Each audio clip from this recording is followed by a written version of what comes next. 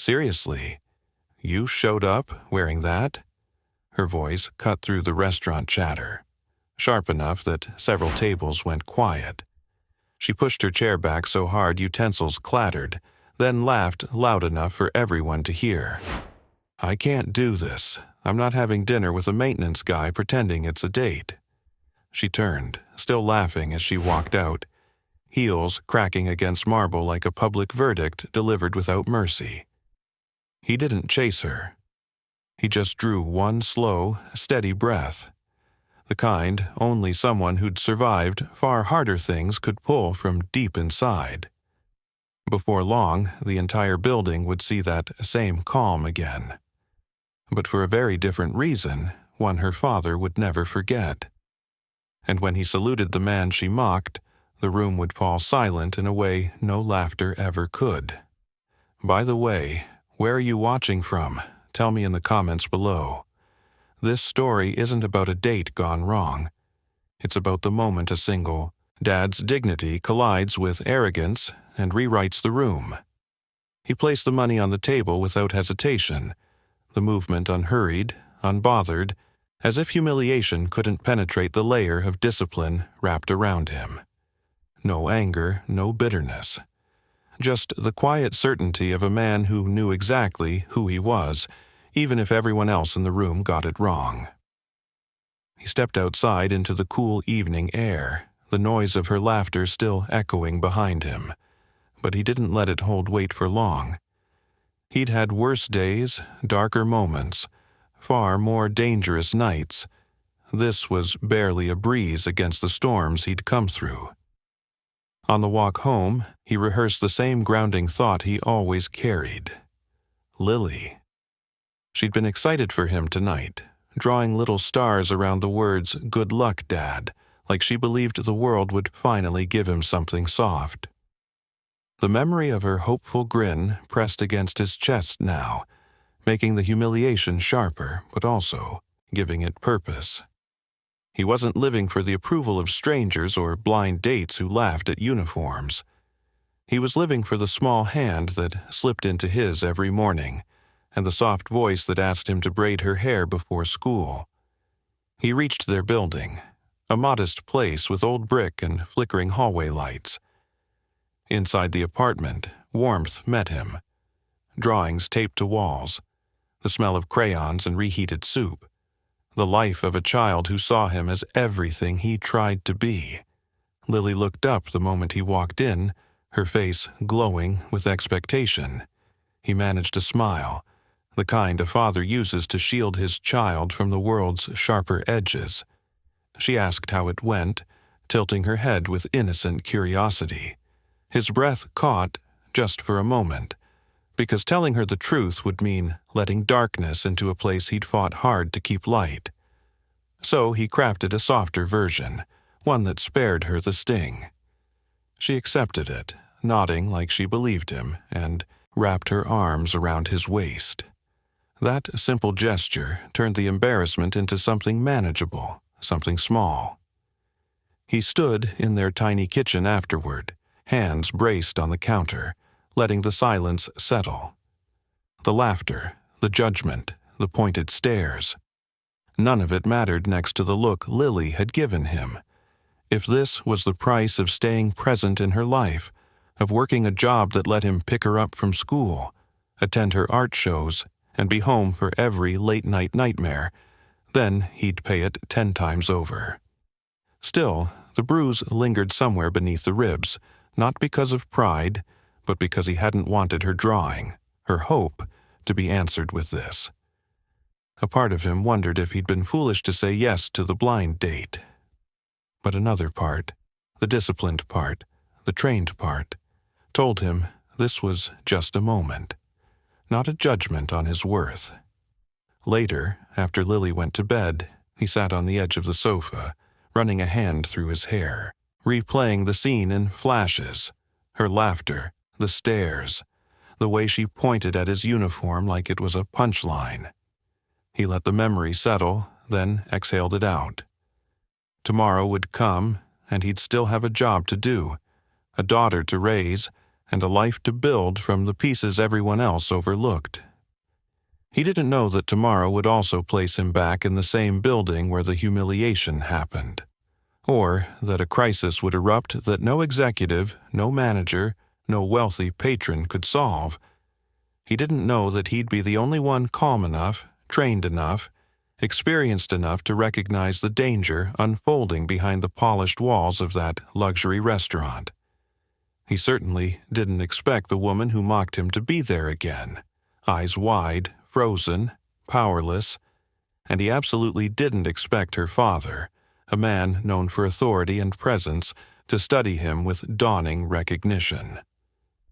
What he carried inside him wasn't visible to the diners who laughed at uniforms or the woman who left him at the table. It was quieter than pride, deeper than ego, training, service, leadership shaped under pressure most people never imagined, strength that didn't need applause to exist.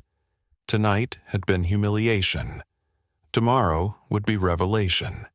And when the world saw what he carried, the same room that laughed would be struck silent, right before a powerful man lifted his hand in a salute, reserved only for those who'd earned it the hard way. Tonight had been humiliation. Tomorrow would be revelation. But when the next morning arrived, nothing about it felt extraordinary. He woke before dawn, the way old discipline had trained his body years before alarms and obligations. The apartment was quiet except for the soft hum of the fridge and the faint rhythmic breathing from Lily's room. For a moment, he let himself stay still, letting the weight of last night settle the way dust settles in sunlight, slow, quiet, inevitable. He rose, moved through the familiar motions, and packed Lily's lunch with steady hands. The drawing she'd made, "Good luck, Dad," with stars scribbled around the letters, was still stuck to the fridge door. He touched the corner lightly, grounding himself. The memory of Mara's laughter tried to surface, but he pushed it back, letting the softer memory of Lily's hug take its place. He wasn't defined by the mockery of a stranger. He was defined by the child who believed in him. Lily emerged, rubbing her eyes, hair rumpled, her face brightening when she saw him by the counter. She padded across the kitchen and wrapped her arms around his waist again, the same way she had last night. That tiny moment, that gentle insistence on closeness, felt like armor. He hugged her back, steady and warm. He walked her to school, their steps in sync along the cracked sidewalk. She told him about her art project, her classmate with the sparkly backpack, and the butterfly she hoped to catch in the schoolyard. His answers were quiet but attentive, giving her the sense that the whole world slowed down just for her stories. After she ran into the school building, he stood there a moment longer, letting the sight of her ponytail bouncing away steady him for the day. Work at the Ellington Grand began as it always did, tools clipped to his belt, uniform neat, walking with purpose through the mall's service corridors. The building was massive and gleaming on the surface, but he knew its underbelly, every pipe, vent, sensor, and access hatch. The place ran not because of the executives who strutted through its polished floors, but because of workers like him who kept it breathing. He passed a cluster of restaurant staff prepping for the lunch crowd. A few of them recognized him from last night, not from the date itself, but from the humiliation that had echoed across the dining room. Their looks were a mix of awkward sympathy and silent curiosity. He nodded politely, refusing to let the memory take root. He was here to work. He had responsibilities. Pride didn't fix leaks or unclog vents. In the maintenance office, his supervisor, an older man named Brewster, looked up from a clipboard. "Morning, Ward. We've got kids coming in for that art thing today. Expect a bit of chaos." He nodded again, picking up his tasks for the day. The children's event meant more crowd flow, more noise, more unpredictability. But he liked that. It meant Lily would be here later. She'd insisted he bring her after school so she could paint something for the universe. He didn't fully understand what that meant, but he knew it mattered to her. By midday, the mall hummed with energy. He worked his way through the upper levels, checking vents and running diagnostics on the security sensors, a task he'd learned to do efficiently, even though it wasn't technically his job. He knew the systems better than some of the contracted technicians did, but he never corrected anyone. Staying invisible was easier. As he moved through the corridors, a conversation floated out from a partially open conference room door. Several of Mara's colleagues were discussing her disastrous blind date, their voices half in laughter, half in gossip. One voice, hers, cut through the chatter with effortless sharpness. "He showed up in a uniform, like an actual maintenance guy. I swear, I thought someone had pranked me." Someone snorted. Someone else muttered, "Yikes." He paused just long enough to feel the sting, then kept walking, letting the door swing shut behind him. He didn't need to hear more. Their laughter meant nothing to him. But what lingered was the thought of Lily hearing something like that someday. That worry pressed harder than any insult. He reached the children's art area just as staff were setting up tables with paint trays and paper. Kids would arrive soon, messy and joyful. He checked the air vents above, adjusting the flow so it wouldn't blow the paintings off the tables. Little things mattered in ways others never noticed. As he stepped back, he caught sight of a small framed photo on the staff counter. A picture of him holding Lily at a previous event, both of them smiling. A coworker must have snapped it last month. He hadn't known they'd printed it. The sight softened something inside him. He wasn't invisible to everyone. Not long after, he headed toward the service corridor behind the luxury restaurant. A faint, irregular beep echoed from a smoke sensor, the kind most people ignored, but he recognized the tone instantly. Not a false alarm, not an emergency, but a faulty reading that could become dangerous if ignored. He frowned, stepped closer, listened again. Something wasn't right. He made a mental note to return and check the wiring after completing his current tasks. For now, he kept moving, unaware that this exact sensor would soon spark a chain of events that would pull him into the center of a crisis no one else had the skills to navigate. He returned to the main floor just as the children's art event officially began, laughter echoing through the atrium. Lily would be joining soon. He felt the familiar warmth rise in his chest at the thought. He didn't know that within hours he would stand in the same restaurant where he'd been humiliated, facing the same woman who'd laughed at him. And her father, the man known for authority and power, would watch him with a very different expression. Recognition. The word lingered like a whisper he couldn't hear yet, an echo waiting for the right moment, the right crisis, the right collision of worlds. For now, all he felt was the innocent joy pulsing through the mall's atrium as the children's art event filled with noise. Bright paper, splattered paint, tiny shoes tapping across tile. It was the kind of chaos he welcomed. It grounded him more than any deep breath ever could. He scanned the room from the edge of the crowd, checking airflow from the vents he'd adjusted earlier. Everything seemed steady. Parents chatted, kids laughed, and staff guided little hands into colors and shapes. His gaze softened when he imagined Lily arriving soon, carrying the excitement she'd promised that morning. He hoped the day would stay simple, predictable, clean, but simplicity was rarely a luxury for him. He stepped back into the service corridor, its narrow walls buzzing with electrical hums. The faint, irregular beep he'd noticed earlier still echoed from the faulty sensor. He paused again, brow furrowing, listening with that instinctive attention he couldn't turn off. The tone was unchanged, subtle, but wrong.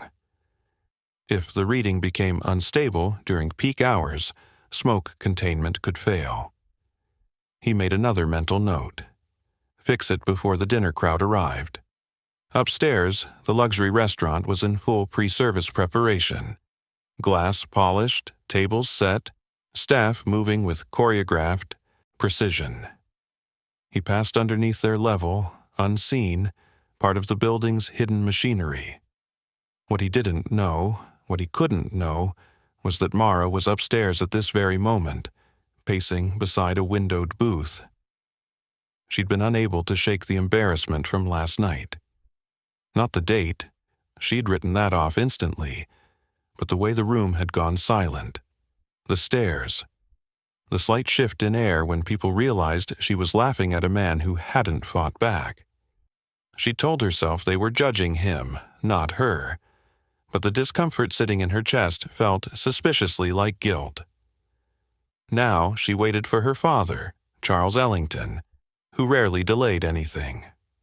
His message earlier had been concise. Lunch, discuss the upcoming contract, be ready. He wasn't a man who left conversations halfway. He also wasn't someone who tolerated pettiness, which made something inside her twist with unease.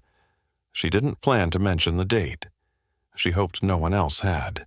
Downstairs, the children's art instructor waved him over. "Could you help move a few tables? Crowd's growing." He nodded and helped shift furniture, his presence steady, quiet, almost unnoticed. That was good. Staying invisible was easier. Being needed without being seen was a habit that felt strangely comforting. Within minutes, the space was ready for the next wave of kids. He stepped back, wiping a trace of dust from his hands, and checked the entrance again. No sign of Lily yet. He leaned against a pillar and allowed a rare, soft smile to break through as he imagined her wide eyes and excited steps. Then he heard a voice he recognized. "You're back already?" He stiffened. Brewster climbed out from a service elevator, squinting at him. "Didn't expect you down here before checking that sensor upstairs." He blinked. "The one near the restaurant?" Brewster nodded. "Management reported a fluctuation around the same zone this morning. Could be nothing, could be a wiring issue. They asked if maintenance could take a look before peak hours." His heartbeat thudded once, not from panic, but from an old familiar alertness. Instinct sharpened his focus. "I'll take care of it." Brewster clapped his shoulder. "Knew you would." He headed back toward the stairwell, each step absorbing the building's noises, the distant clatter of dishes, humming lights, the layered soundscape of a place pretending to be perfect on the surface. As he reached the landing between floors, he paused again. Something in the airflow felt off. Slightly warmer, slightly faster, not dangerous, but not right. Upstairs, Charles Ellington finally arrived, his presence heavy enough to shift the restaurant's atmosphere. He shook hands with the manager waiting at the entrance and scanned the space like a man who evaluated environments more than people. Mara stood quickly, smoothing her blazer, anxiety tightening her expression. "Dad." "Mara." Charles's tone was neutral, but observant. "You seem distracted." She hesitated. "Just a long morning." He didn't push, but he also didn't believe her. He had a way of seeing through things that reminded people of polished steel. Reflective, cold, precise. Below them, the faulty sensor gave another inconsistent beep, the kind most guests would never hear, the kind most managers ignored, the kind he couldn't. He stepped into the service corridor again and studied the sensor panel. Readings flickered. Airflow reports lagged. The system wasn't failing, but it wasn't stable either. He traced the wiring with practiced fingers, identifying the fault, a minor connection decay near the auxiliary line. Easily fixable, but dangerous if ignored.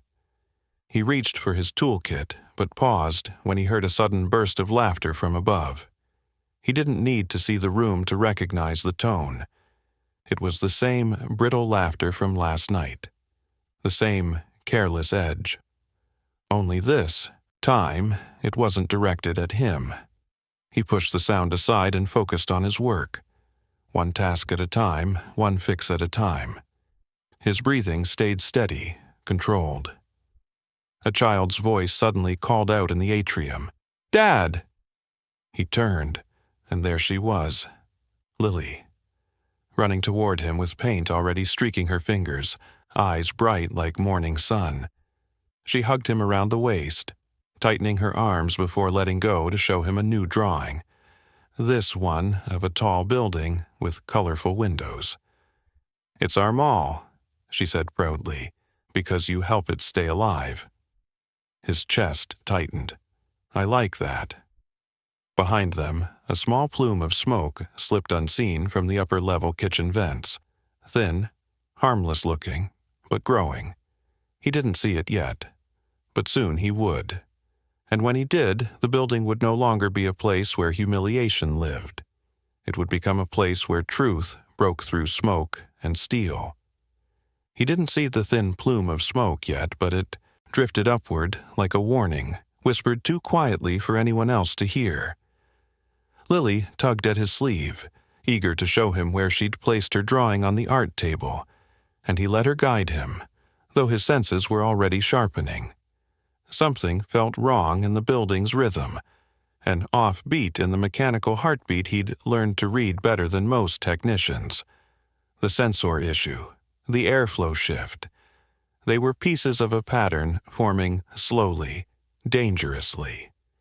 He walked with Lily through the bright atrium, staying close as she maneuvered between kids and paint trays. The smell of crayons mixed with the faint hint of roasted garlic drifting down from the upper restaurant. Ordinary scents layered into everyday life. But beneath them was something else. A trace, acrid, faint, wrong. He frowned, scanning the ceiling vents without making Lily feel uneasy. She tugged his hand again. "Come on, you gotta see the glitter table." He forced a smile. "Lead the way." The upstairs, the restaurant kitchen was tense with pre-service pressure. A junior cook had overheated a pan, sending a small flare of flame upward. The hood vent captured most of it, but a little smoke escaped into the preparation zone. Staff fanned it away, assuming nothing was wrong, unaware that a single malfunctioning sensor paired with rising heat could trigger a misinterpretation by the building's older emergency shutters. Shutters that occasionally locked instead of sliding smooth. A perfect storm was brewing, and nobody upstairs saw it forming. Back in the atrium, Lily proudly pointed at the glitter station, where sparkly chaos covered half the table and several children. He leaned down to inspect the art supplies, giving her his full attention even as his mind calculated airflow, heat signatures, and sensor behavior unconsciously. Old training. It lived in him whether he welcomed it or not. "Do you like it?" she asked, holding out a star-shaped cutout smothered in gold. "Glitter." "It's perfect," he said, and meant it. Then a sound reached him, soft, distorted, drifting from the service corridor he'd checked earlier. A beep, the exact one from the faulty sensor. Only this one was faster now, confirming instability. His head turned sharply. Lily noticed. "Dad?" He crouched down. "Stay with your instructor for a few minutes, okay? I need to check something." Her shoulders dropped a little, sensing seriousness. "Is it bad?" He brushed a gentle hand across her hair. "Not for you, I'll be right back." She nodded, trusting him without hesitation. That trust was heavier than any gear he'd ever carried. He slipped back through the crowd and into the service corridor. Footsteps quiet, movements precise. The intermittent beeping was louder now, the readings on the panel flickering like they couldn't decide between normal and alarm. He opened the access compartment and found the auxiliary line warmer than it should have been, not Dangerous yet, but if the system misread the temperature spike, his phone buzzed with a text from Brewster. Any update on that sensor? Management wants clearance before dinner rush. He typed back quickly, still unstable, checking deeper. As he worked, a sudden change swept through the corridor. A faint shudder, a hiss. The emergency shutters clicked inside their housings, half activating. That wasn't possible unless... His eyes narrowed. Something was feeding a false reading into the system. Upstairs, Charles sat across from Mara, reviewing files on a tablet. He paused mid-sentence when he heard a muffled thud from the service corridor behind the wall. Mara didn't notice. She was too busy trying to steer the conversation away from personal topics. "Everything okay?" she asked, pretending to be casual. Charles' eyes scanned the ceiling, attuned to subtle cues. "Just equipment. Old buildings talk." But this building wasn't old, and that wasn't a casual noise. He noted it silently but didn't move yet. Downstairs, he traced the wiring back until he found what he'd suspected, a heat pocket forming behind an insulated panel. Not a fire, not yet, but a precursor to one. And the system was confused, unsure whether to activate containment or ignore the signal. He tightened a connection, then another. Sweat formed at his temple, not from fear, but from focus. The airflow grew warmer against the back of his neck. His instincts sharpened further. He stood abruptly and looked down the corridor toward the small duct that fed into the restaurant's prep area. Smoke, thin but present, slipped through. Not enough to trigger alarms, but enough to spell a problem. He grabbed his radio to contact Brewster, but stopped. A sudden vibration ran through the floor. A kitchen door slammed somewhere upstairs. Staff shouts echoed faintly down the stairwell. Then smoke, real smoke this time, drifted from the top of the stairwell with unmistakable density. His breath changed. It wasn't panic, just a shift into a mode he hadn't used in years, a mode carved into muscle memory. Upstairs, a hostess screamed. Diners began to cough. The junior cook who'd overheated the pan now stood frozen as a burst of heat from the stove triggered steam and smoke at once, clouding the prep area. Someone hit the alarm, only to find the panel unresponsive. In the atrium, parents began looking around as the lights flickered. He took 2 steps toward the stairwell, then stopped, turning sharply toward the children's art area. Lily. She was still there. He ran back into the atrium, keeping his voice calm, even as he scanned the rising smoke near the ceiling. Lily saw him and lifted her hands instinctively. "Dad?" He knelt fast, steadying her shoulders. "Stay with your instructor. Don't leave this room. I'll come back, I promise." She nodded again, braver than her age should have allowed. He rose, eyes locking onto the billowing smoke above the restaurant level. The moment had arrived. The humiliation of last night was about to collide with a crisis that no mocking laugh could survive. The moment had arrived, and the smoke rising above the restaurant level thickened with a speed that told him exactly how little time he had.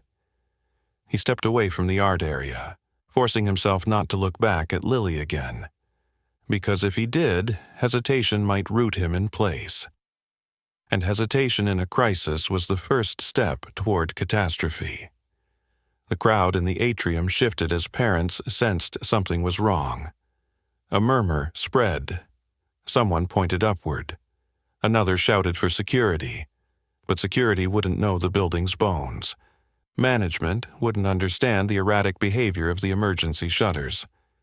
And the staff upstairs, already panicking, would have no idea how close they were to being trapped if the containment system misfired again. He sprinted toward the service stairwell, slipping into the narrow concrete gap between the polished world above and the hidden machinery below. Smoke swirled through the upper half of the stairwell, stinging his eyes. He covered his mouth with his sleeve and took the stairs 2 at a time, reading the airflow like a map. Hot, rising air meant the kitchen flare was worsening. The malfunctioning sensor had confused the system, and now smoke was spreading without triggering a proper evacuation sequence. When he reached the upper landing, the sounds hit him first.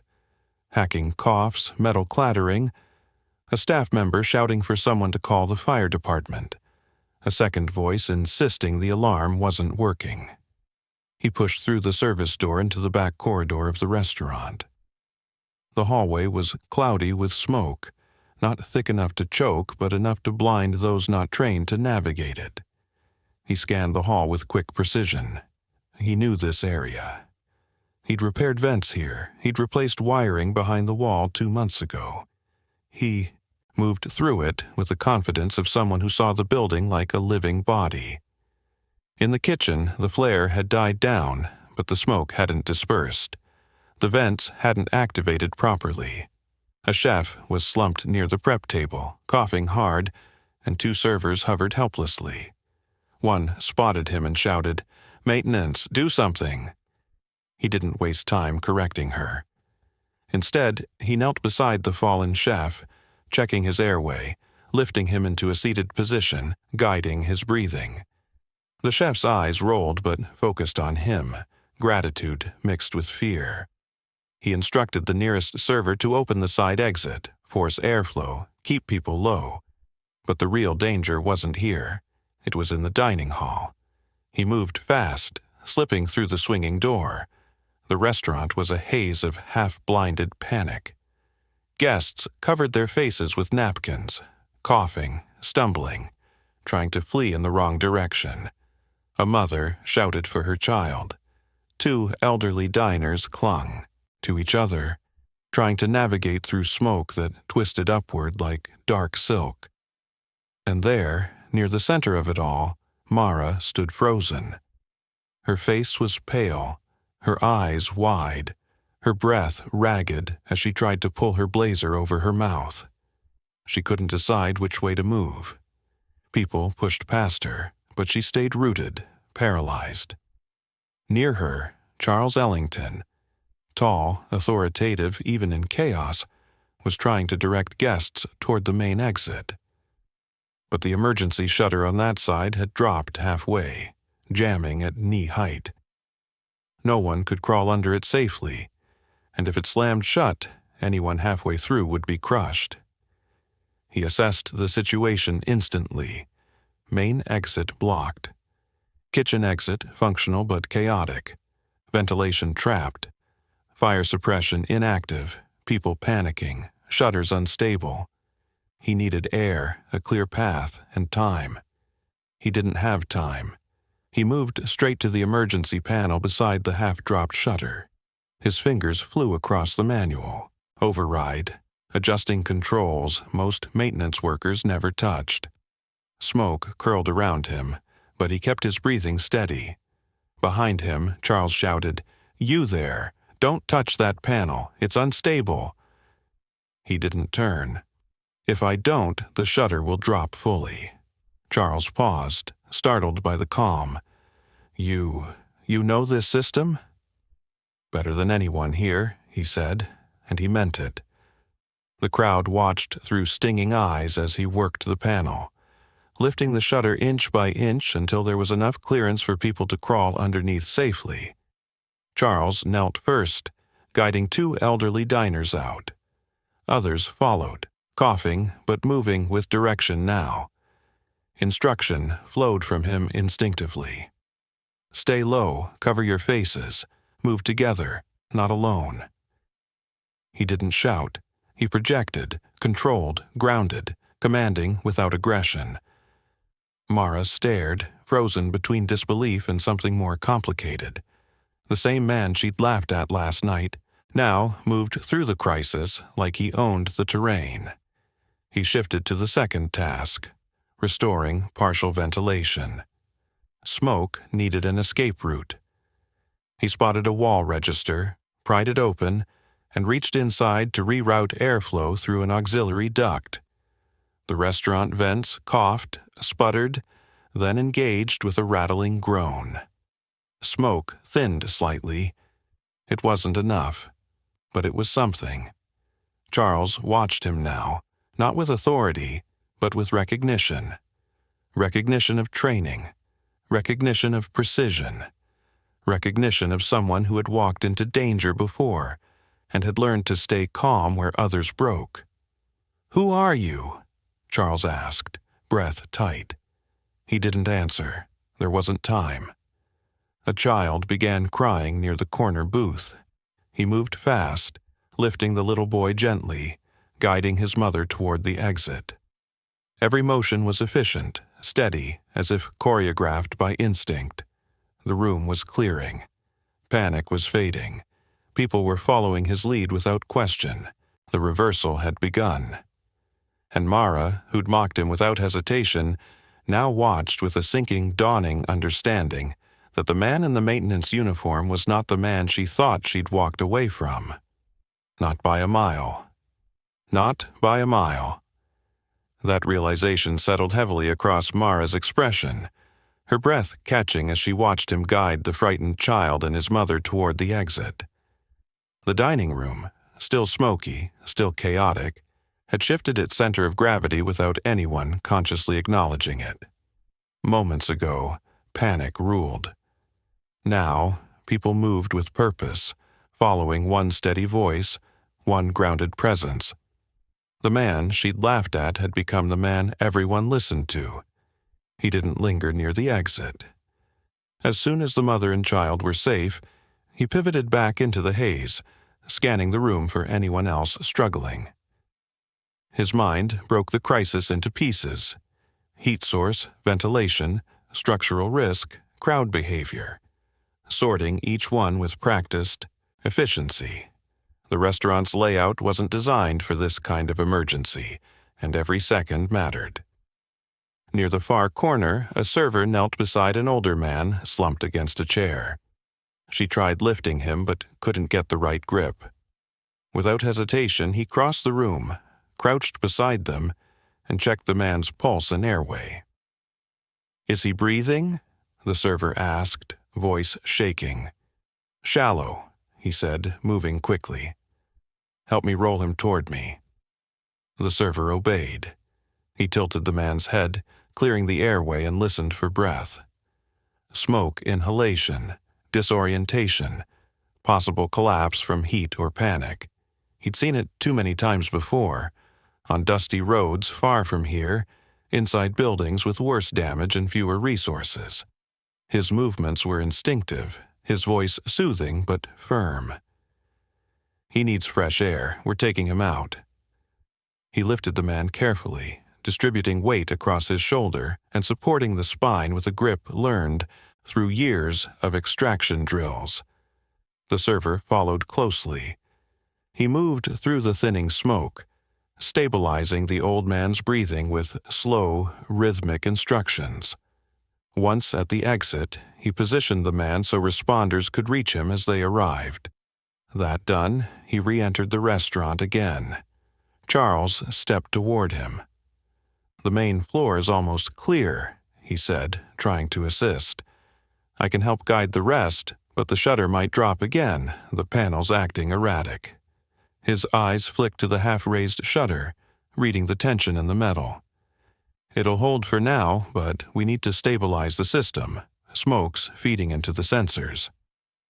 "You understand all this," Charles said, not as a question, but as an acknowledgement. He didn't respond. Instead, he turned toward the kitchen corridor. That was the real threat point. If heat rose again, it could trigger a burst of smoke that would trap anyone still inside. Mara stood in his path. She looked directly at him for the first time since last night, her face streaked with tears from smoke and something deeper. "Is there anything I can do?" she asked quietly. For a moment, the memory of her laughter flickered behind his eyes, but her expression wasn't mocking now. It was raw, shaken, humbled.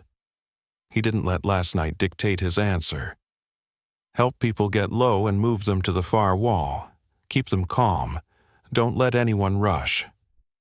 She nodded quickly, stepping into action with surprising efficiency. Her voice carried differently this time, not sharp, not superior, but steady and controlled, as she guided guests away from remaining hot spots.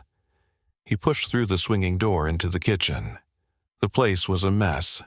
Pots overturned, ingredients scattered, smoke still drifting from the overheated pan that had caused the initial flare. One of the vents sputtered in half-function, failing to pull the smoke upward. The heat pocket behind the wall panel was growing, slow, but concerning. He grabbed a fire-resistant cloth, wrapped his hand, and reset the stovetop switches. Then he pried open the wall panel with a flathead from his tool belt. Behind it, he found the source, an insulation slip exposing a small section of wiring. A heat spike had triggered the sensor confusion. He steadied the wire with one hand, securing the insulation with the other. The malfunctioning sensor beeped again. 3 short beeps, then silence. The system steadied. The airflow shifted. The vents engaged fully, pulling smoke upward in strong, continuous suction. He exhaled. The worst was over. Now he had to make sure everyone else knew it. He exited the kitchen and re-entered the dining hall. The smoke had thinned significantly. Guests were kneeling low, but calmer. Mara was assisting a couple trying to stand. Charles had taken position near the exit, coordinating movement like someone who'd spent years giving orders. Charles spotted him and strode over, eyes sharp. "The system just normalized. That was you." He gave a simple nod. For a second, Charles said nothing. Then something in his posture changed, subtle but noticeable. Respect, recognition. A shift that rarely happened in public for a man like him. "Where did you learn to move like that?" Charles asked, his voice lower now. He sidestepped the question. "We're not done yet. Check for anyone behind the partition wall. Sometimes people hide there in a panic." Charles nodded immediately and moved to search. Mara approached him more slowly. You're not just—" She stopped, swallowed, tried again. "I didn't know." He didn't look at her. "Help keep people moving." She obeyed. He walked to the far corner of the restaurant, checking for stragglers. He found a frightened busboy crouched behind the bar. After guiding him toward the exit, he finally stepped back and assessed the room one last time. Smoke thinning. Crowd organized, danger contained. Phase 1 of the reversal was complete. And for the first time since last night's humiliation, the room wasn't looking down on him. They were looking to him. They were looking to him. The shift was subtle at first. A server waiting for his signal before moving. A guest reaching out to steady their balance only after meeting his eyes. Charles positioning himself almost naturally at his flank instead of ahead. But soon it became undeniable. The room no longer held the scattered panic of people searching for someone in charge. It held the calm gravity that forms when leadership is no longer questioned. He stepped farther into the dining hall, scanning for hidden pockets of smoke or guests too stunned to move. His senses read the air as if it were a familiar terrain. The flow was clearing properly now, vents humming at full pull, residual haze thinning. His shoulders loosened slightly. Not relaxed, never relaxed during a crisis, but assured. The hardest part was past. "Is everyone accounted for on this side?" Charles asked, approaching with crisp efficiency. There was soot on his suit jacket, a streak across his sleeve from helping someone crawl out, but he didn't seem to notice. "Almost," he replied. "Check behind the decorative divider. People sometimes try to hide in corners when they panic." Charles nodded and moved immediately. It struck the room's remaining onlookers how seamlessly the two men coordinated. No verbal struggle for authority, no chest beating, no competitive posturing. Just two men responding to danger with instinct and discipline, though one clearly carried the deeper experience. Mara watched the interaction with a tightness in her throat. 20 minutes ago, she would have bet her entire salary that he was just a maintenance worker doing the bare minimum. Now she saw the truth in every controlled step he took. She tried to assist a couple still coughing near the booths, but her eyes kept drifting back to him, drawn not by guilt alone, but by awe. A fire crew arrived at the entrance, pushing through the dispersing haze. The lead firefighter, a woman with commanding presence, took one look at the half-lowered shutter, then at the manually adjusted panel beside it. "What happened here?" she asked, scanning the space. Before he could respond, one of the servers blurted, "He fixed the shutter, kept it from trapping everyone." Her statement spread like a ripple. More staff chimed in, small testimonies from moments he'd barely noticed as he moved. He cleared the kitchen and checked the cook. He opened the airflow. He helped my dad breathe. He remained quiet, but inside, a faint discomfort stirred. He wasn't here for praise, he wasn't built for it. The firefighter approached him directly. "You stabilized the airflow and the panels?" "Yes," he said simply. "How did you know the system was glitching?" "Trained for it," he replied. Not evasive, just concise. She seemed ready to ask more, but an injured server behind her caught her attention. She hurried away, barking orders to her team. While responders finished sweeping the kitchen and ensuring no flare-ups remained, he took a step back from the flurry of movement. The crisis tech in him was beginning to shift down, like gears easing off after strain. His eyes found the stairwell door leading back toward the atrium. Lily would be scared by now. He needed to check on her.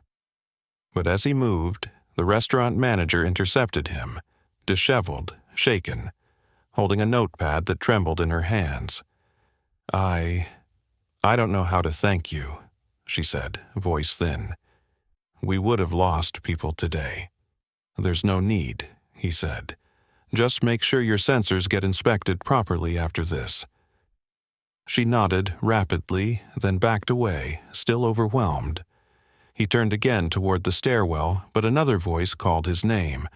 Not loudly, not urgently, but with a tone he recognized, instantly. "Ward." He stopped. Charles approached, his expression different now. Assessing, intelligent, heavy with recognition that wasn't fully spoken yet. "You moved as if you'd rehearsed this 100 times, Charles said, stopping close enough that their conversation stayed private, even in a crowded room. And not as a technician, as something else. He remained still. "Old training." "What kind of training?" Charles asked, though his eyes suggested he already knew the category, just not the exact shape. He didn't answer.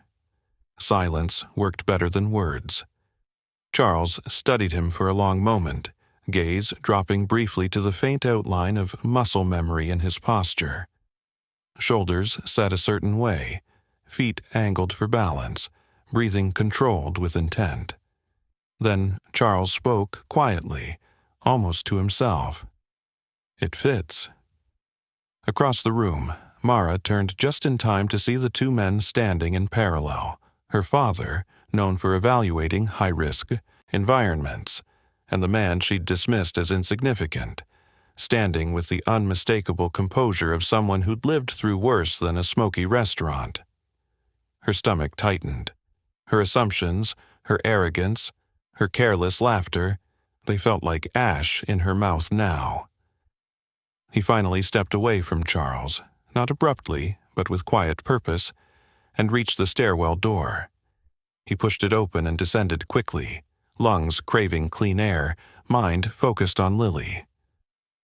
The deeper he moved away from the restaurant, the more the adrenaline drained from his body, leaving behind the steady ache of responsibility. He'd kept people alive. Again. Different setting, different stakes, but the same instinct. The same part of him that never really turned off. As he reached the bottom of the stairwell and stepped back into the atrium, the contrast hit him.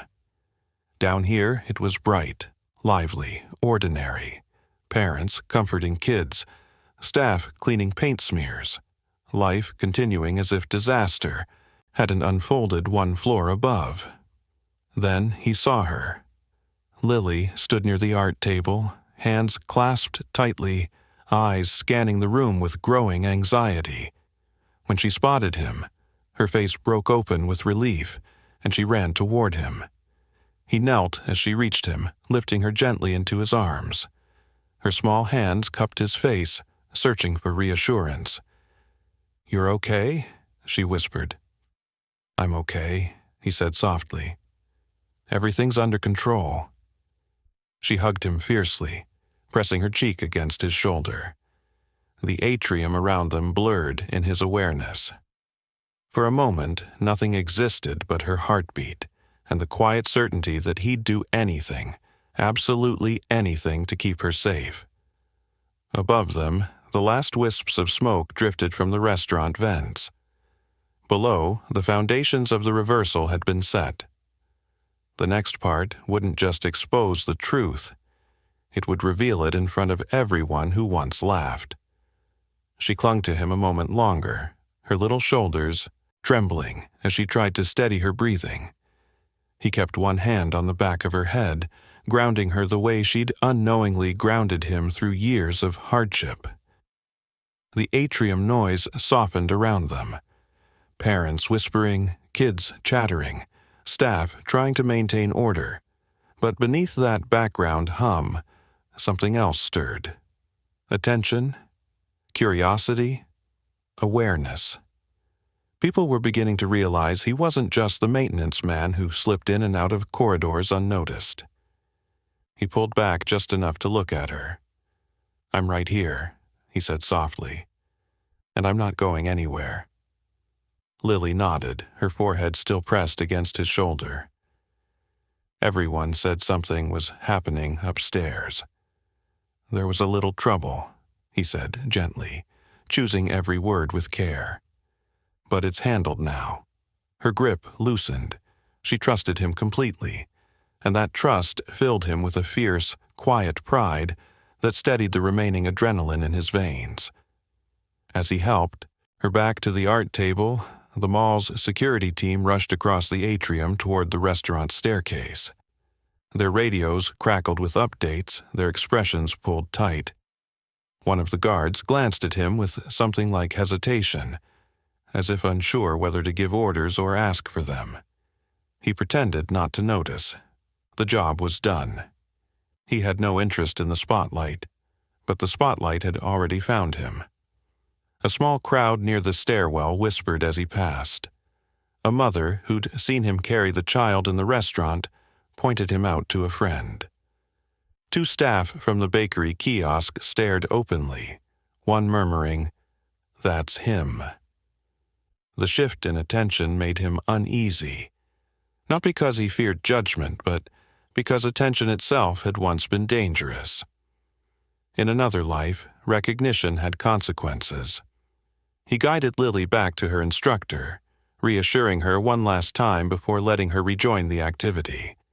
She hesitated, then gave him a tiny, brave nod and turned back to her paint tray. He watched her for one heartbeat longer.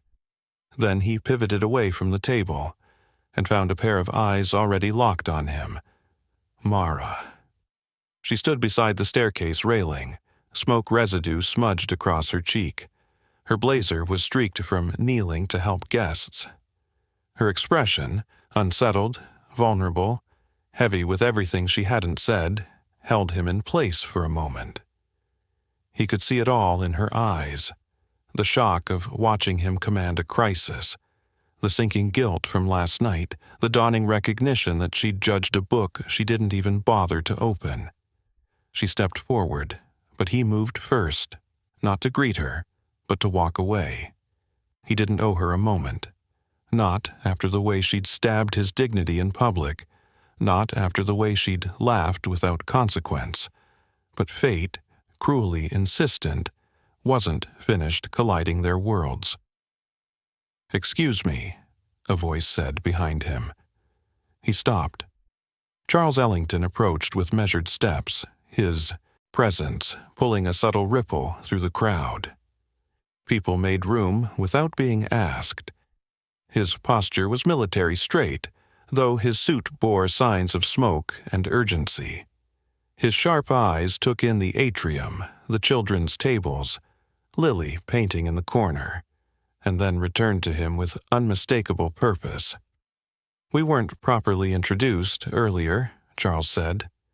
"But the staff told me you cleared the kitchen, stabilized the vent systems, and manually corrected the emergency shutters." He didn't answer immediately. He simply nodded, keeping his voice even. "It needed to be done." "That's not what I mean," Charles replied quietly. "Anyone can do what needs to be done. Very few can do it with the level of precision you showed." The air shifted. Parents and staff nearby pretended not to listen, but did. Charles stepped closer, lowering his voice. "What unit were you with?" A moment of silence passed. The question was not casual. It was targeted, surgical. Only someone with experience would ask it that way. He didn't give the answer Charles expected. "That part of my life is over." Charles studied him with slow, dawning certainty. Recognition deepened behind his eyes. Recognition carved from years of assessing men in high-pressure environments.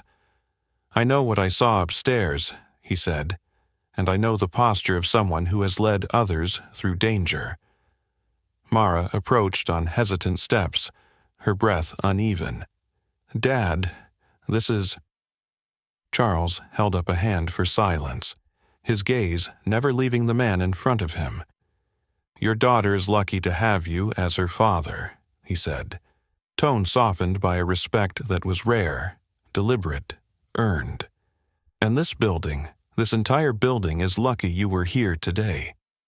For the first time since the crisis began, he felt something shift inside him. Not pride, but the weight of being seen clearly. And seeing clearly, he knew, came with its own risks. He considered walking away. He considered letting the moment evaporate. But Charles wasn't finished.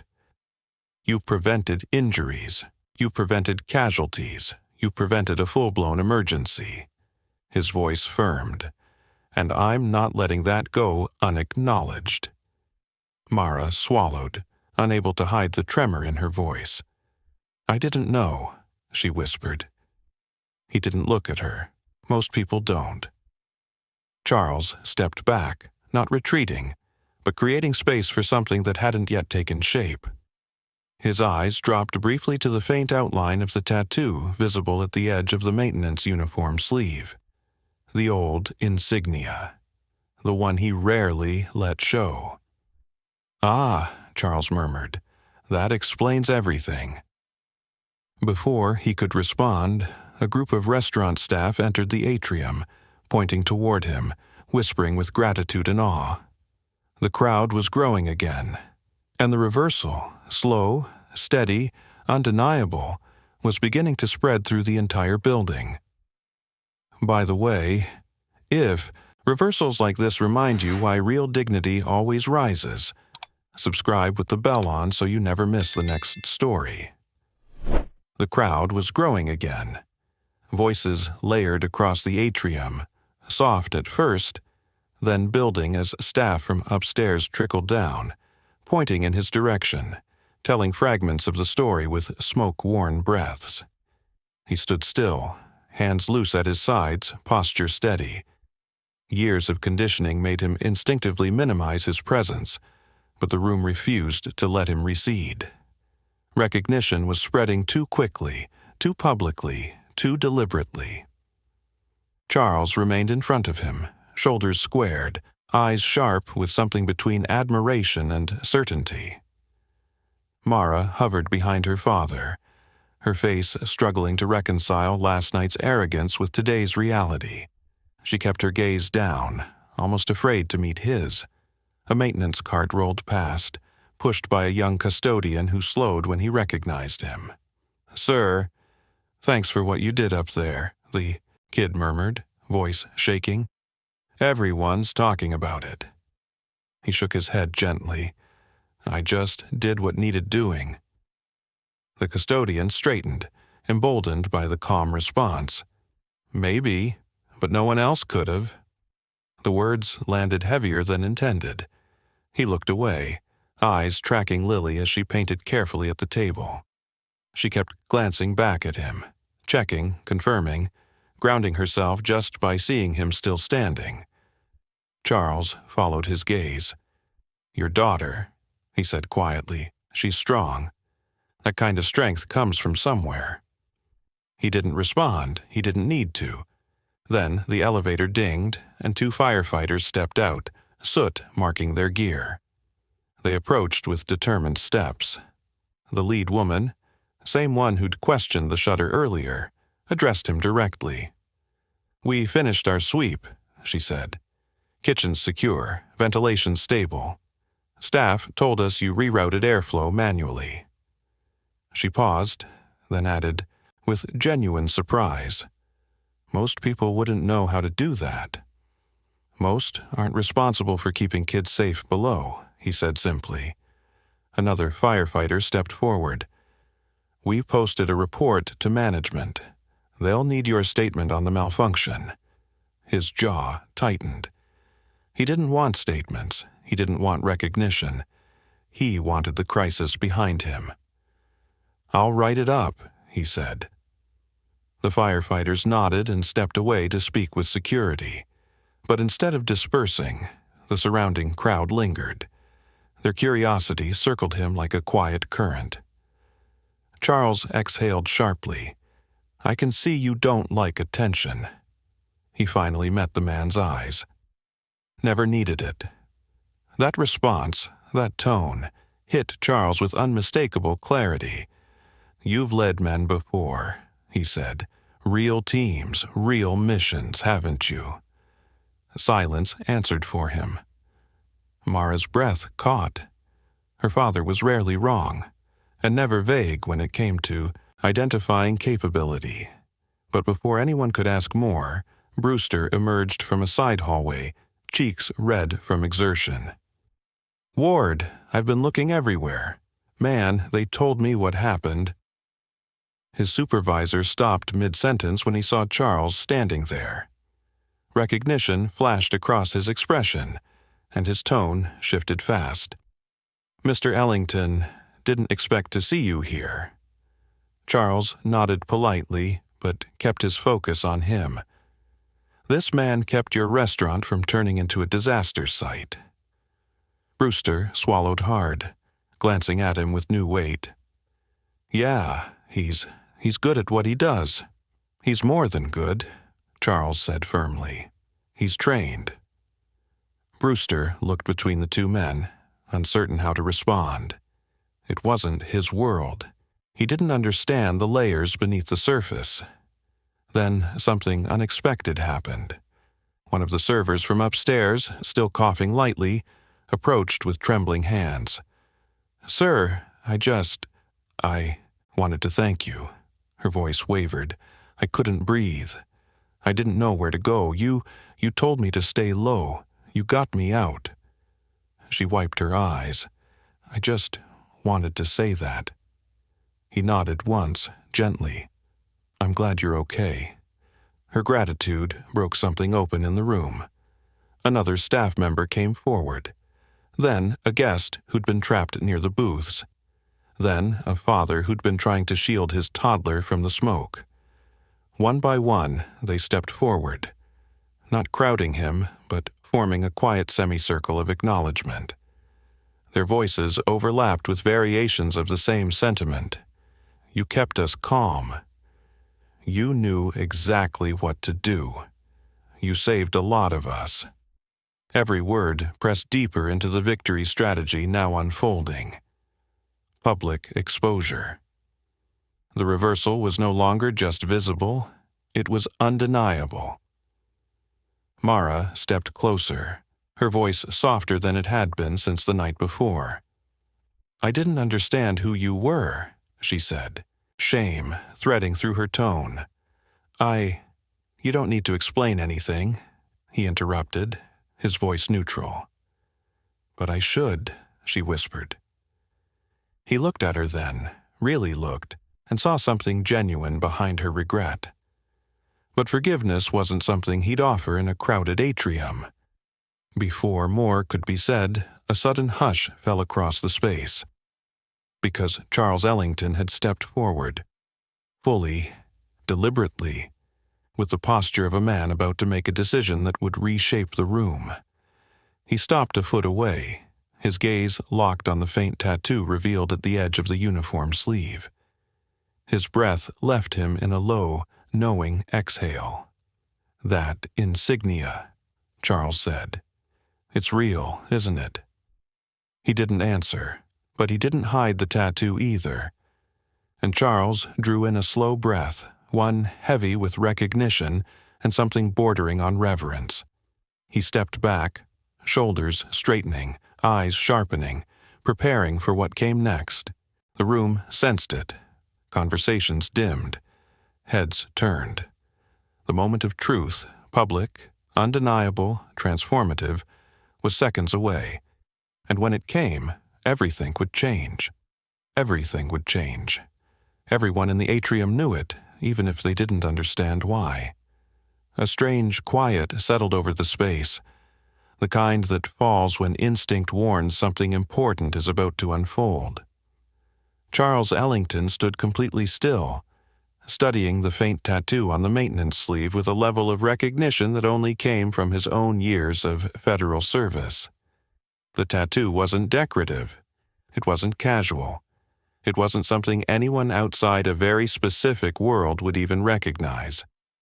But Charles recognized it instantly, and the weight of that recognition rippled through his expression. First shock, then certainty, then a solemn respect that pulled his shoulders straighter, his breath deeper. "You earned that," Charles said quietly, "every part of that mark." A murmur spread through the crowd. Mara froze, her breath catching as she looked between her father and the man she'd dismissed so casually last night. She knew her father. She knew that tone. He didn't speak it unless he meant every syllable. He didn't give that tone to executives. He didn't give it to CEOs. He didn't give it to politicians. He only gave it to soldiers. He took one step closer, then another, until he was standing directly in front of the man who had saved his restaurant, his staff, and half the building without expecting a single thank you. The distance closed, and the room held its breath. "What unit?" Charles asked, but it wasn't a demand. It was an invitation, an offering of mutual recognition between two men cut from threads the rest of the world rarely saw. He didn't answer. He didn't need to. In that silence, Charles found confirmation anyway. His jaw tightened. Then it loosened. Then, with the steady resolve of a man who'd made a decision, he lifted his chin, pressed his feet together, and shifted his posture into a position that required no explanation. For a heartbeat, the atrium paused. The colors from the children's tables blurred. Lily froze mid-stroke with her paintbrush. Mara's eyes widened, and the workers around them instinctively straightened, as if some ancient instinct had snapped into place. Then Charles Ellington, federal security advisor, decorated strategist, respected across agencies, raised his hand to his brow in a crisp, precise, unmistakably formal salute. The kind given only to those who had earned it in blood, endurance, and unspoken brotherhood. A collective gasp broke across the atrium. He didn't return the salute. He didn't need to. Salutes weren't currency to him anymore. But the stillness in his posture, the quiet steadiness, acknowledged what Charles had offered: respect, recognition, truth. Mara brought a hand to her mouth, her breath trembling the memory of last night's. Laughter hit her like a blow. She saw the contrast with stark clarity. Last night she'd mocked him for a uniform she didn't respect. Today, her father saluted him for a uniform she never even knew to look for. Charles lowered his hand slowly, turning slightly so his voice carried enough for the bystanders to hear. "This man prevented a tragedy today," he said. "He led with the kind of training most people in this room can't begin to imagine. And he did it while protecting every civilian here." The room went silent. He continued, voice steady but reverent. "What you saw upstairs was not luck. It was not instinct. It was mastery." His gaze hardened, but not unkindly. It was service. Several people near the front of the gathering nodded instinctively, their expressions shifting from curiosity to deep respect. A server who had nearly collapsed earlier whispered, "I knew he wasn't just maintenance." A father, holding his toddler, murmured, "He saved us." Even the children in the art area sensed something profound, their chatter dropping to soft whispers. Mara stepped forward then, her voice shaky but earnest. "I didn't know who you were," she said softly. "I didn't know anything." He met her eyes briefly, neutral, neither cruel nor forgiving. "You didn't ask." The simple truth of that sentence hit her harder than any accusation could have. Her eyes filled, not with dramatics, but with the quiet sting of accountability. Charles looked at her sharply, then back at him. "My daughter misjudged you," he said. "Most of us did." Something in Mara's face crumpled, her shoulders lowering, the facade she'd worn for years slipping away entirely. But he didn't linger in the emotional fallout. His focus had already shifted back to Lily, who stood near her art table with wide, searching eyes. He walked toward her, leaving the gathering behind as conversations erupted softly through the atrium. Whispers of admiration, disbelief, and profound re-evaluation. Lily ran to him again, wrapping her arms around him with a force far stronger than her small body should have carried. "Dad," she whispered, "everyone's talking about you." He lifted her gently. "They'll forget soon enough." "No," she murmured with childlike certainty. "They won't." He kissed the top of her head, eyes scanning the atrium to ensure she was far from danger. But across the space, Charles still watched him. Not with curiosity now, but with the unwavering recognition of a man who understood exactly what kind of soldier he'd just encountered. Not the loud type, not the glory-seeking type, the quiet type. The kind who saved lives without expecting credit. The kind who disappeared back into ordinary jobs so the world could keep turning. The kind men like Charles saluted. The public reversal was no longer building. It had landed, fully, powerfully, irreversibly. And everyone in that atrium understood exactly what kind of man truly held value. Everyone in the atrium understood exactly what kind of man truly held value, but understanding didn't mean the moment was over. In fact, it was only the beginning of the ripple. The room buzzed with a kind of reverent disbelief, the slow murmur of people rewriting their assumptions in real time. He shifted Lily's weight in his arms, steadying her as her head rested against his shoulder. Her small hand gripped the collar of his uniform, anchoring him back to the only identity that mattered to him: her father.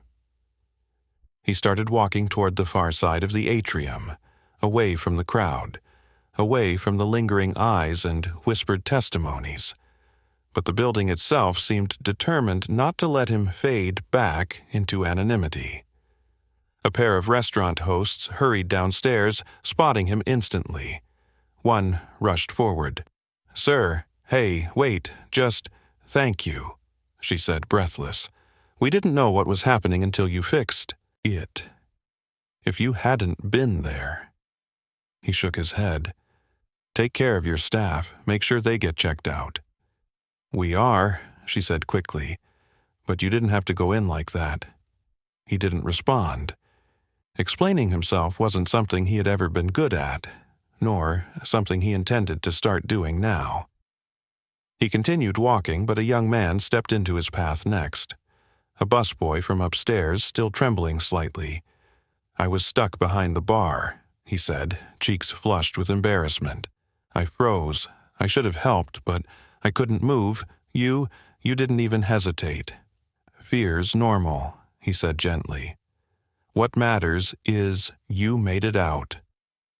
The boy nodded, eyes glistening, and stepped back.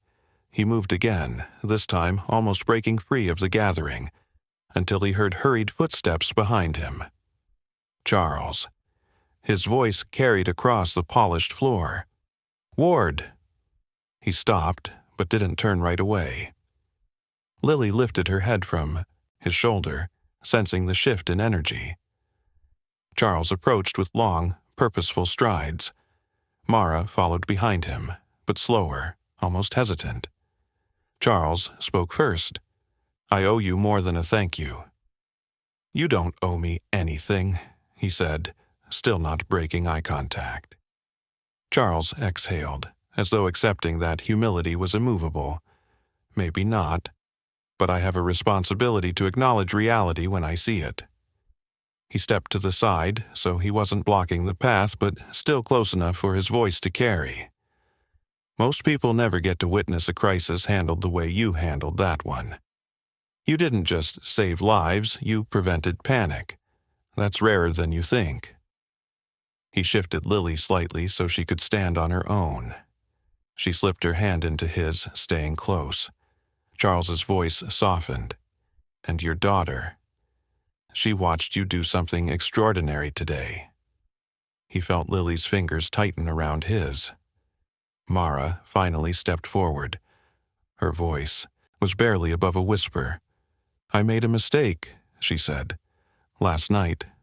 A big one." He stared at her for a beat, his expression unreadable. Mara swallowed, forcing herself not to look away. "I judged you by your uniform," she continued. "By what I assumed your life was, and I was wrong. So wrong I can't even explain it without feeling ashamed." She looked down at her hands. "I don't expect forgiveness. I just needed to say that to your face." He took in her words, the rawness behind them, and gave a single nod. Not acceptance, not rejection, just acknowledgement. "That's enough," he said quietly. Tears gathered in her eyes, quiet ones, the kind born from regret rather than self-pity. Charles placed a hand on his daughter's shoulder, grounding her. Then he turned back to him, his voice taking on a deeper register. "If you ever want a different path, recommendations, connection, opportunity in federal response or training, I'll personally see it happen." The offer hung in the air, heavy, real. He shook his head immediately.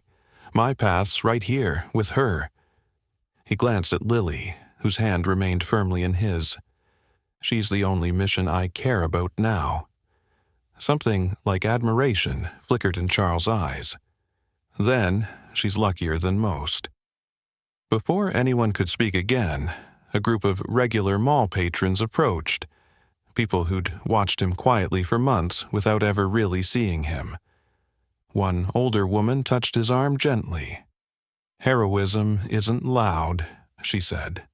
"My husband served. I know what it looks like."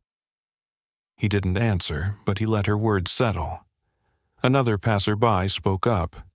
"That salute? I've never seen something like that." A father with 2 kids added, "If you ever need anything, any of us, I hope you'll let us know. You looked out for our families today." The crowd wasn't large, but it was genuine. Ordinary people transformed by what they'd witnessed. And Behind them, the staff he'd helped stood together like a small, quiet honor guard. The public vindication was complete. Phase A, public exposure, was no longer theory. It was unfolding in real time across whispering witnesses, exchanged glances, and the unmistakable shift of social gravity. He gave a small nod to the gathering, modest, respectful, then turned his attention back to the only face that mattered. Lily stared up at him with a fierce, unfiltered pride that made the entire world blur. "Dad," she said softly, "are you tired?" He let out a slow breath. "A bit." "Can we go home?" He nodded. "Yeah, let's go." He lifted her into his arms again, her hands curling into the fabric of his uniform. He turned toward the exit, step steady, expression calm, the weight of the day settling into something deeper than exhaustion, something like acceptance.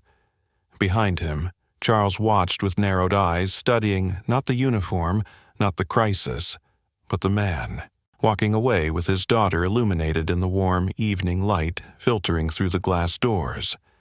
And in that look was a silent promise. This wasn't the end of the acknowledgement. Not even close. He carried Lily toward the exit, each step feeling heavier than the last. Not from exhaustion, but from the strange, quiet shift that had taken place inside him. The cool air rushing in from the automatic doors felt like stepping out of one world and into another. Behind him, the atrium slowly loosened its breath, returning to normal rhythms, but he felt the weight of every pair of eyes that had followed him as he walked away. It wasn't applause. It wasn't spectacle. It was recognition, silent, overdue, and profound. Lily leaned her head on his shoulder, her eyelids fluttering from the crash that follows adrenaline. "Can we get ice cream on the way home?" she whispered. A soft smile tugged at the corner of his mouth. "Yeah, I think we earned that today." She nodded, sleepily, trusting that as long as he held her, the world couldn't tilt too far. He adjusted his grip on her and stepped into the open-air concourse leading to the parking lot. Sunlight streaked between the high glass walls, painting warm lines across the pavement.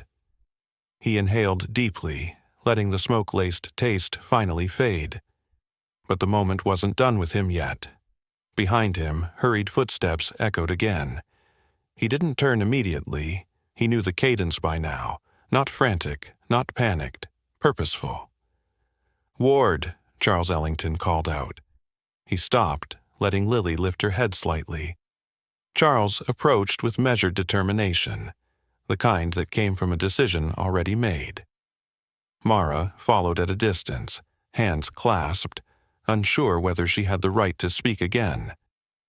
Charles slowed to a stop in front of him.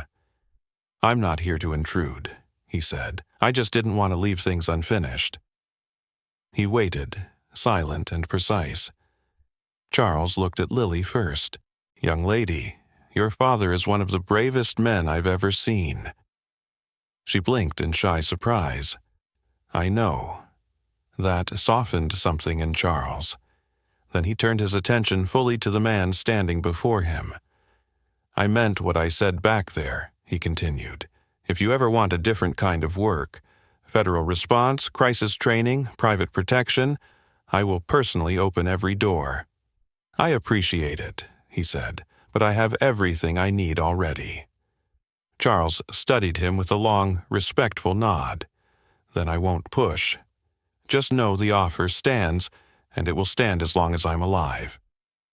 Mara stepped forward finally, breath unsteady. "I'm not asking you to forgive me, but I do want you to know I learned something today, something I should have known last night." She swallowed hard. "I judged you because you didn't fit the picture I had in my head. I was wrong, and I'm sorry." He held her gaze for a moment.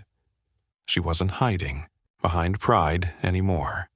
She was stripped bare of excuses, speaking from a place she hadn't visited in a long time. He didn't need to respond with warmth. He didn't need to offer resolution. He simply nodded once. Not in dismissal, but acknowledgement. "That's enough," he said quietly. Mara breathed out softly, relief and remorse mixed in equal measure. Charles stepped closer. "Before you go," he said, "I want to tell you something. I've met a lot of men in uniform, a lot of men who serve. Not all of them keep their integrity once the uniform comes off.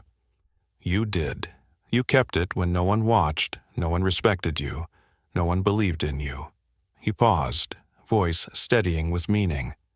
"You're the kind of man I'd trust in any room, in any crisis, and the kind I'm proud my daughter crossed paths with, even if she didn't deserve the lesson you taught her." Mara flinched gently but didn't protest. He shifted Lily slightly and responded in that same calm, unshakable tone. "I don't need trust," he said. "I just need to raise my daughter right." Charles's expression softened. "And you're doing exactly that." A long silence passed. Not uncomfortable, but filled with unspoken respect. Finally, he turned toward the parking lot again. Lily waved a tiny hand at Charles and Mara. They waved back. He walked forward, the sun warming his back, the air clearing with each step away from the building. They reached the small ice cream cart outside the mall. Lily picked her favorite flavor, holding the cone carefully to avoid dripping on his uniform. He paid, thanked the vendor, and guided her toward the car. "Dad?" she asked, licking the ice cream. "Were you scared up there?" He considered the question carefully. "I wasn't scared of what happened," he said. "I was only scared of not getting back to you." Her eyes widened, softening with the understanding only children can feel without needing full context. She squeezed his hand again, her grip strong and steady. As they reached the car, he opened the door for her, helping her climb into her seat. She settled in, content, her world restored to safety. He closed the door and leaned against the cool metal for a moment, letting the events of the day settle into quiet memory.